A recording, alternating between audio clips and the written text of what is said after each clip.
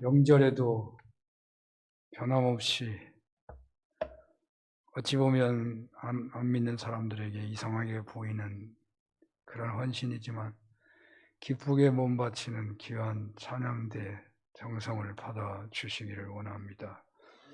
아버지 하나님, 가장 하나님이 기뻐하는 자리에 몸을 드리고 있음을 믿게 하사 찬양하는 자리가 세상에서 가장 소중한 자리요, 가장 주님 귀중하고 주님 찬양 중에 거하시는 하나님을 만나는 자리, 하나님 그 자리를 누리게 하시고 그 자리를 주님 사모하며 기뻐하며 몸바치는 찬양대 또한 모든 성도님들 되게 하여 주옵소서. 예수님 이름으로 기도합니다. 아멘. 인사하겠습니다. 새해 복 많이 받으십시오.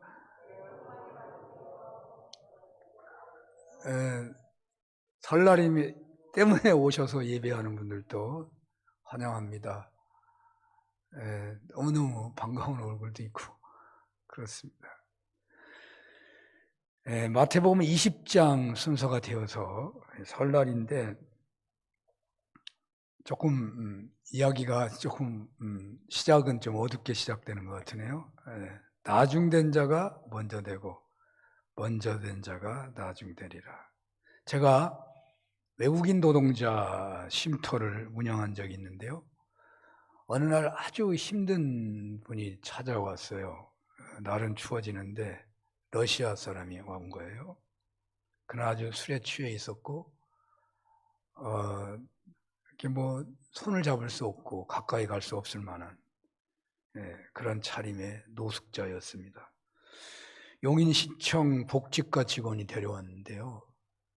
용인시에서 수원도 가보고 평택도 가봤는데 아무도 안 받아줘가지고 안중은 시골이니까 혹시 빈자리가 많을까 해서 왔다는 거예요. 그때 같이 일하셨던 김 집사님이 계셨는데 그분하고 제가 볼 때에 도저히 받을 수 있는 상황이 안 되더라고요. 너무 냄새가 많이 나니까 어떻게 해볼 수가 없는 상태여서, 그러나 거부할 수는 없고, 그래서 마침 쉼터에 러시아 사람들이 몇 사람 있어서 러시아 사람들에게 물어보자고, 그 사람들이 원하면 받아주고 안 원하면 그냥 보내자고 그랬는데 러시아 사람들이 싫다고 그러더라고요. 그 러시아 사람들 싫다고 그래서 포기를 하고 목양실로 2층이어서 올라왔는데 제 마음이 완전히 안 되더라고요. 저 사람을 이곳에서 받아주지 않으면 어디로 가겠나. 짧은 시간이었지만 길고 깊은 그런 생각을 하다가, 이렇게 생각을 하다 보니까 외국인 센터를 시작하면서 한 설교가 생각나는 거예요. 설교를 하면서 뭐라고 설교를 했냐면, 예수님께 오는 사람을 막아서지 마십시오. 교인들한테. 왜냐하면 흑인들도 오거든요. 그리고 뭐 이상한 사람도 와요. 여러분, 흑인들은 여러분 까만 옷보다도 더 까매요. 훨씬 까맣니다, 얼굴이. 그리고 뭐 냄새 나죠. 그러니까 설교하면서 강조를 했죠. 그분들은 예수님에게 오는 거니까 여러분들 제발 막지 말으라고.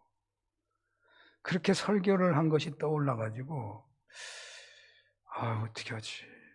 어떻게 도움을 청하러 왔는데 그냥 보내기가 어려워서 나가봤죠. 갔나 안 갔나 하고 가봤더니 그 집사님이 여성이었는데, 김 집사님인데 울고 계시더라고.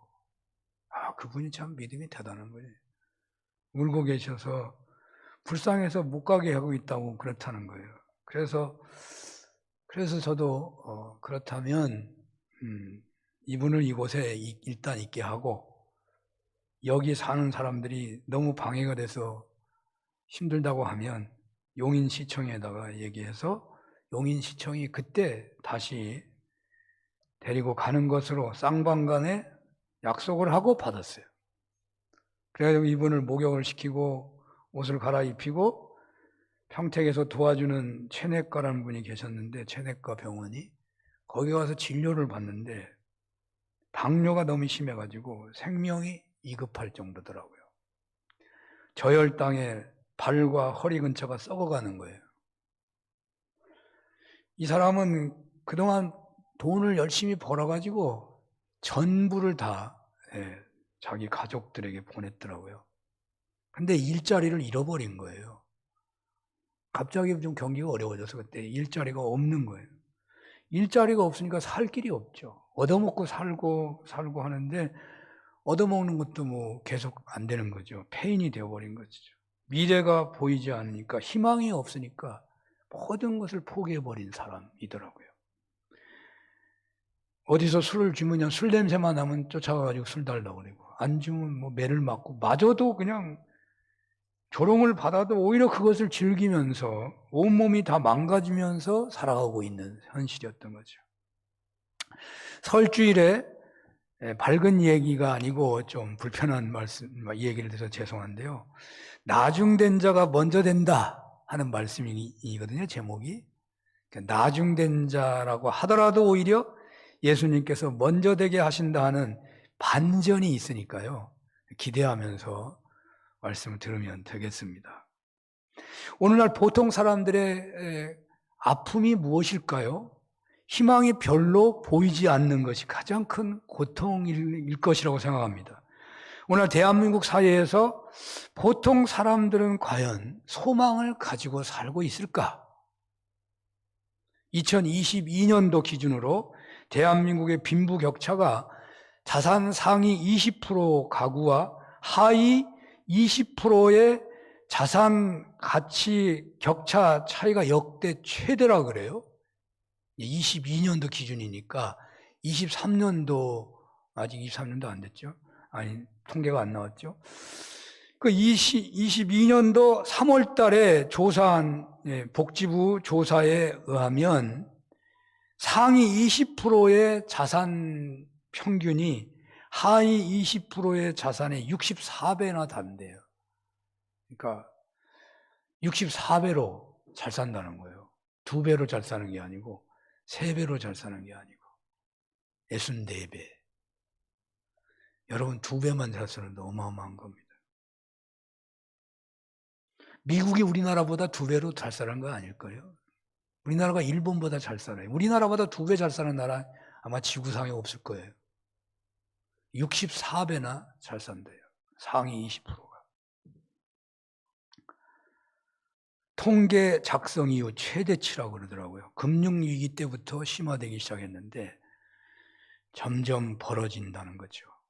왜 그러냐? 부가 대물림하고 있기 때문에, 학력이 대물림하고 있기 때문에, 또 가난한 사람은 몸이 다치기 쉬운 일에 일할 수밖에 없고, 또 일자리를 자꾸 옮기다 보니까 이 몸이 상처가 나기가 쉬워가지고 기대 수명도 낮아지고 결국 그 격차가 커지고 있다는 것입니다. 이미 오래전에 그래서 그런지 OECD 자살률 1위라고 하는 불명의 타이틀이 있는데 지금도 우리나라 자살률이 세계 1위예요. 왜 그렇게 자기 목숨을 끊습니까?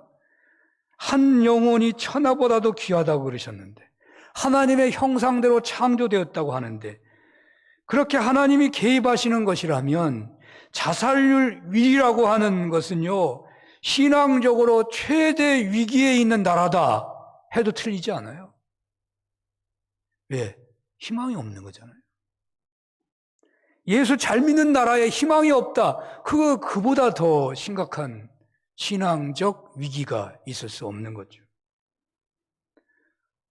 희망을 잃어버리니까 자살하는 거잖아요. 희망을 잃어버리니까. 이 점에서 볼 때에 인간 존재에 있어서 최고의 가치 중에 하나는 희망이라고 볼 수 있는 거죠. 오늘 예수님께서 하신 말씀이 사실은요, 희망을 주는 말씀이기 때문에 오늘 이 시대의 우리들에게 가장 중요한 말씀이 된다고 생각됩니다. 당대에 소망 없는 삶을 살고 있던 자들이라고 할 수 있는 나중된 자들이 바로 너희가 먼저 될 것이다 라고 말씀을 함으로 인해서 당 시대를 뒤집어 버리는 그런 말씀이라고 할 수 있습니다. 이 말씀을 우리네 말에서 찾는다면, 똑같은 말은 없지만 찾는다면 개천에서 용난다, 그런 말이에요. 저희 세대만 해도 개천에서 용나는 경우가 많았고 그 말이 맞는 말이었어요. 오히려 시골 사람이 다 출세하더라고. 정말 용된 사람들은 거의 다 시골 출신이야.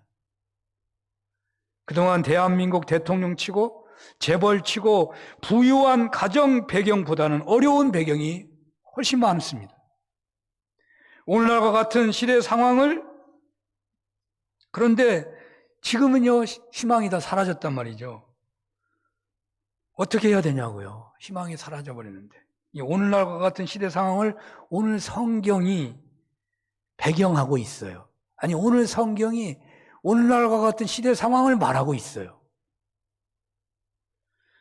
유대 율법주의자들이요, 종교 귀족화되었고, 그래가지고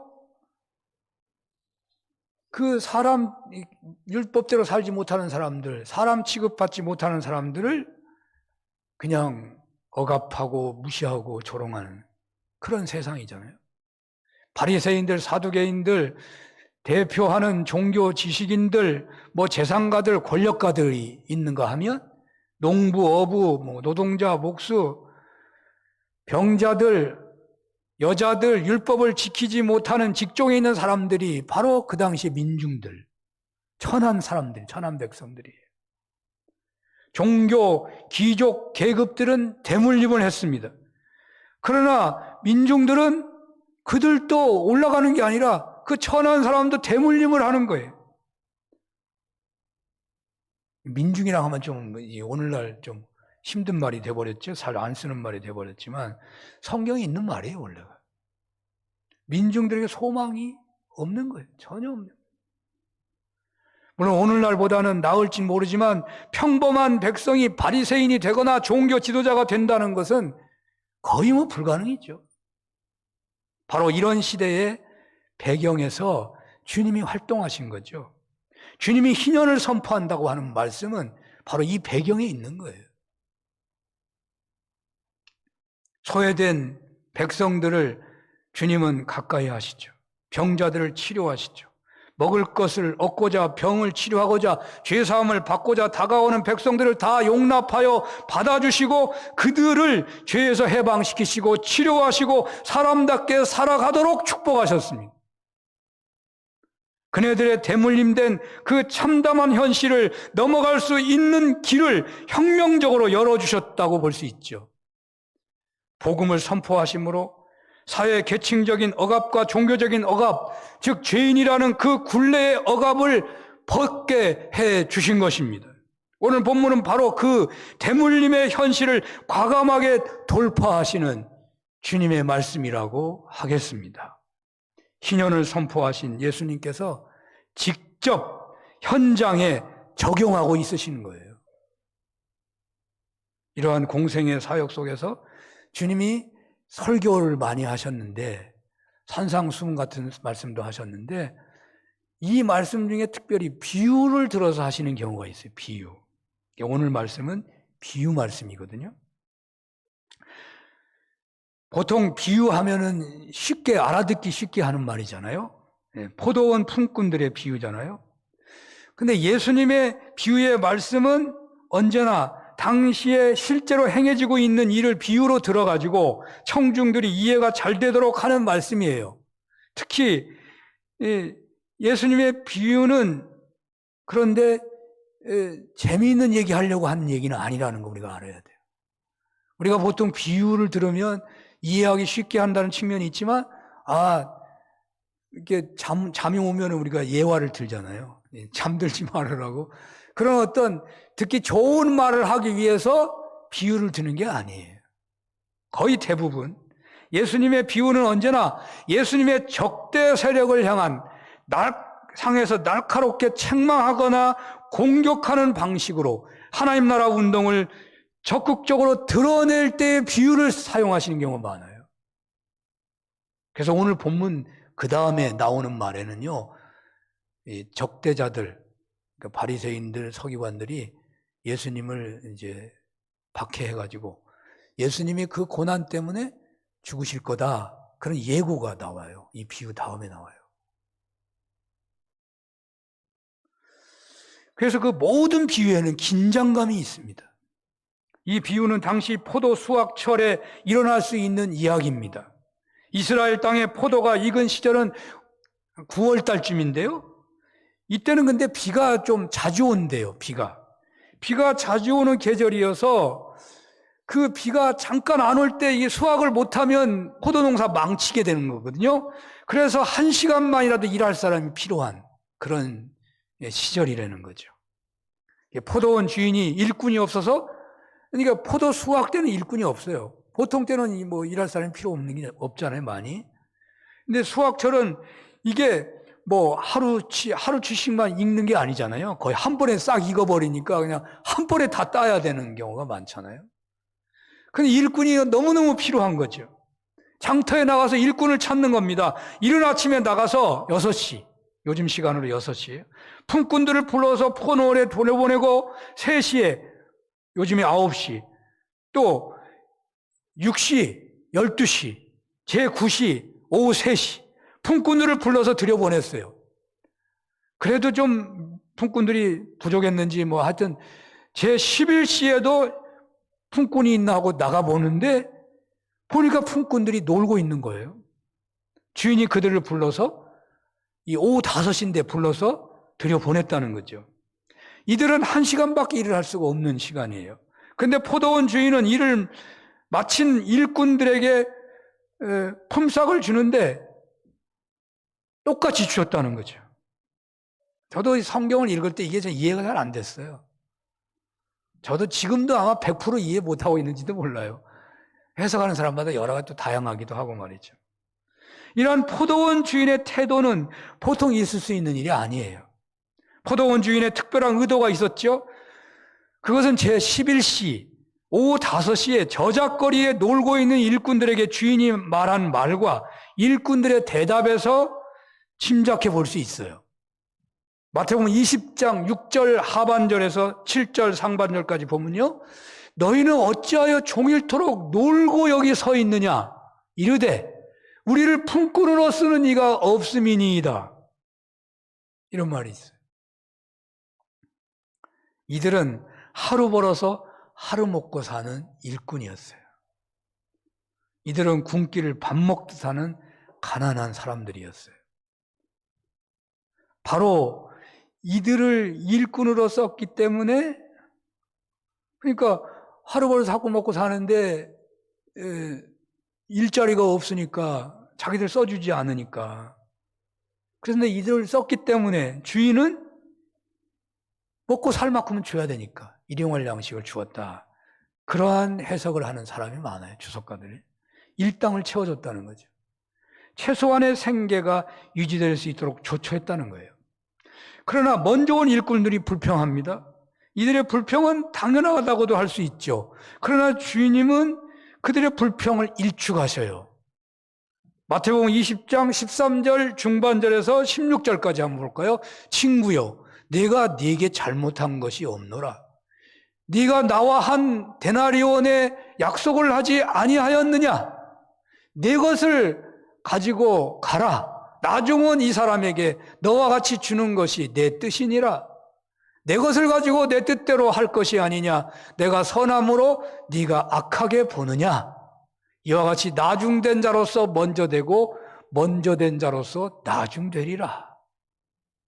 여긴 참 어렵지요. 아마 여러 가닥의 해석이 가능할 것 같아요. 자, 최소한의 일용할 양식을 전해야 한다는 것이 주인의 뜻입니다. 하나님 뜻이죠.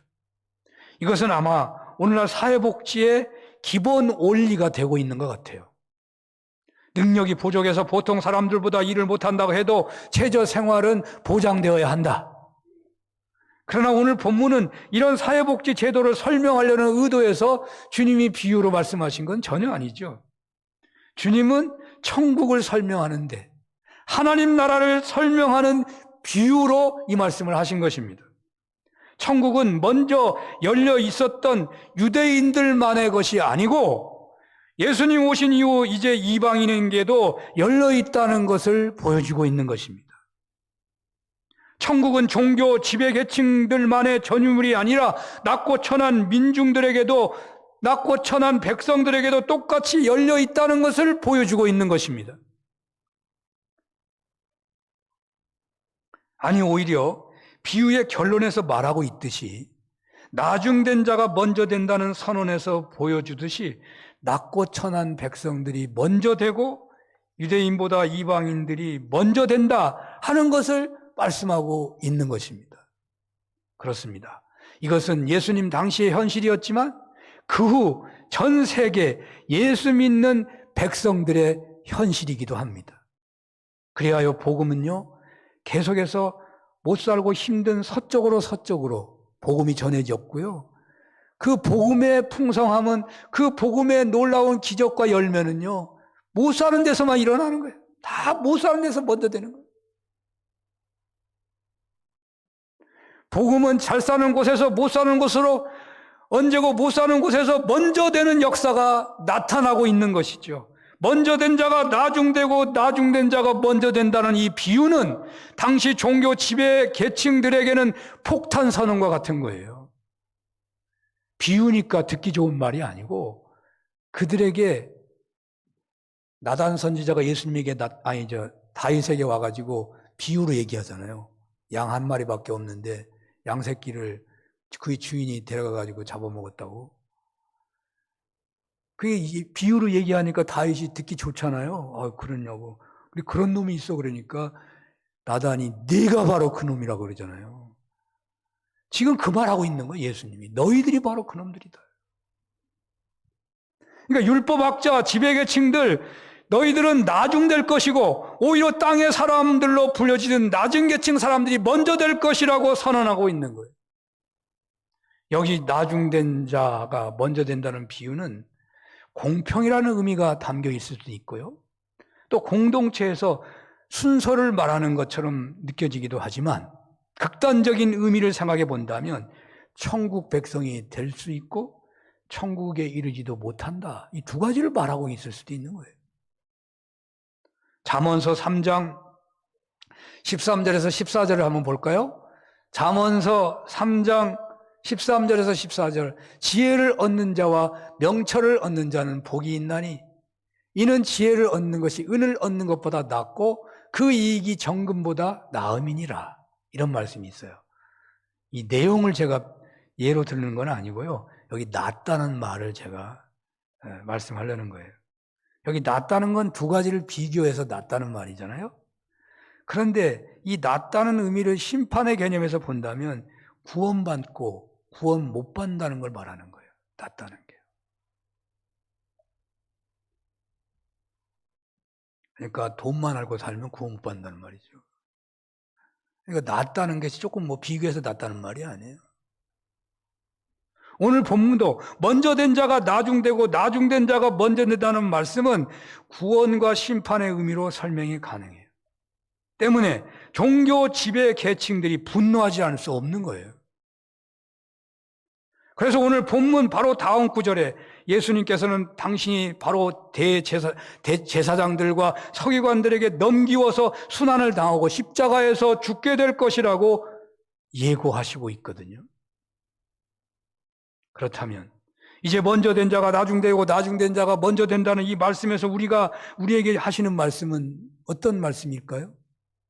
땅의 사람으로 대물림되어서 절망하고 살아가는 그들에게 너희들도 사람답게 살 수 있다고 선언하고 계시는 것이죠. 죄의 억압으로부터 체념하고 살아가는 그들에게 너희도 자유할 수 있다고 선포하고 계시는 것입니다. 가난을 대물림하는 사람들에게 너희들도 부자가 될 수 있다고 비유하여 말씀하고 있는 것입니다. 학벌이 없어서 짓눌려 살아가는 사람들에게도 너희도 출세할 수 있다라고 말씀하고 있는 것입니다. 소외된 계층들에게 너희들이 지배계층보다 먼저 천국 백성이 된다라고 말씀하고 있는 거예요. 그러므로 소외된 계층들에게 있어서 이 말씀은 복음인 것입니다. 그러나 지배계층의 사람들에게는 경고였습니다. 그러니까 복음도 사랑이고 경고도 사랑인 거예요, 사실은요.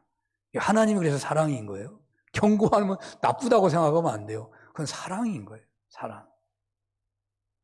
계층이 대물림하는 세상은 참담한 세상입니다. 희망이 없는 세상입니다. 희망이 사라져 사막처럼 변해가는 세상 한복판에서 주님은 나중된 자가 먼저 된다고 선언하시고 계시는 거예요.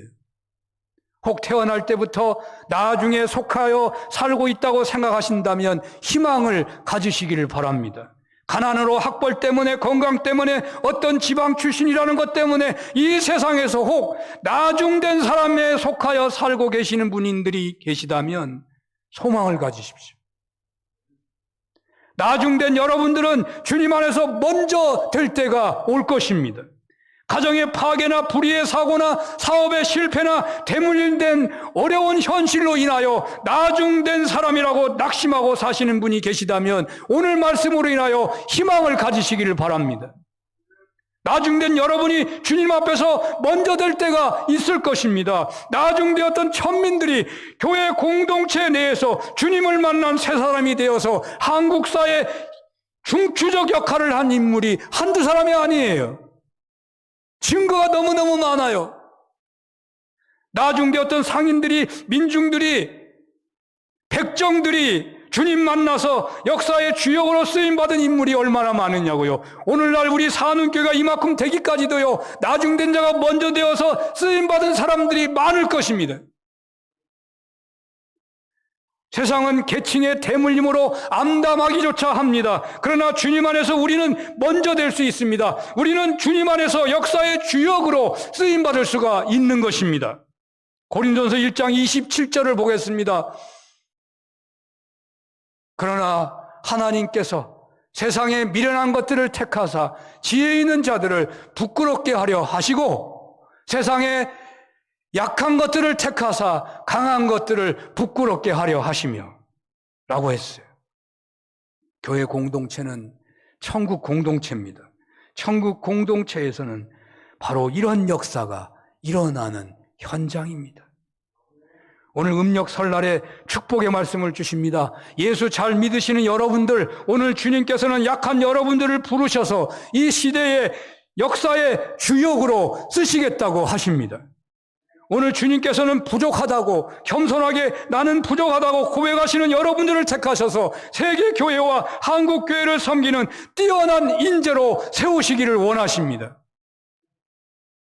약한 자들이었던 제자들을 세우셔서 희년을 성취하시고 온 땅의 희년을 위하여 그 사명을 맡기신 것처럼 산운교회를 희년 성취를 위하여 부르시고 나아가 온 땅의 희년을 위하여 사용하시기를 원하신다고 말씀하십니다. 오늘 주님께서는 역사에서 소외된 우리들을 택하셔서 역사의 중심에 두고자 하십니다. 나중된 자 먼저 되리라고 하십니다. 이런 은혜가 있으시기를 축원합니다. 끝으로 이 말씀은 초대교회 삶 속에서 정리하여서 초대교회 삶의 경험을 정리한 말씀이라고 보는 연구 방법이 있습니다. 그러니까 복음서는 초대교회 산물이라는 그런 연구 방법이 있습니다. 이 연구 성과에 따른다면 교회 공동체는 언제나 먼저 된 자와 나중된 자가 있고 그것이 언제나 문제가 되어 왔다는 것입니다. 예루살렘 초대교회는 헬라파 유대인과 히브리파 유대인 간에 문제가 있었잖아요. 그래서 교회마다 먼저 믿는 자와 나중 믿는 자 사이에 문제가 생길 수 있다는 겁니다. 그런데 그 문제라는 것이 대체로 먼저 된 사람들이 나중된 사람들을 향하여 대접받으려고 하고 기득권을 행사하려 하고 그래서 감사도 부족하고 기쁨도 부족하고 불평 불만은 많고 따지기를 잘할 수 있다는 것이 오늘 본문에서 볼 수 있는 거예요. 사람이란 처음과 나중이 갖기가 얼마나 어려운지 모릅니다. 처음과 나중이 똑같은 사람이 있냐고요? 거의 없죠. 그러므로 먼저 믿는 신앙인들은 나중 믿는 사람들보다 훨씬 위험 요소가 많다는 것을 기억해야 할 것입니다.